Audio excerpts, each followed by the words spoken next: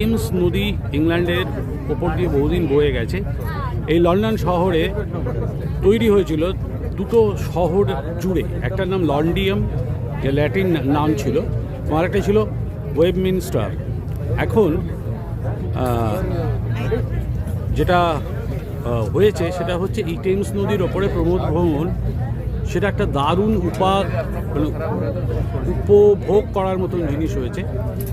কেননা এর চারিদিকে আছে বেশ কিছু পুরনো স্থাপত্য এবং সেই স্থাপত্যগুলোকেই দেখানো হয়। আপনারা পেছনে দেখছেন টাওয়ার ব্রিজ। টাওয়ার ব্রিজ কিন্তু ঠিক লন্ডন ব্রিজ নয়, লন্ডন ব্রিজ একটু দূরে। এই টাওয়ার ব্রিজ হয়েছিল 1894 সালে।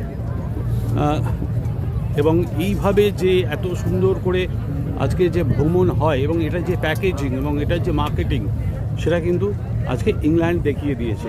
আমরা ভাবি কলকাতাকে লন্ডন করব,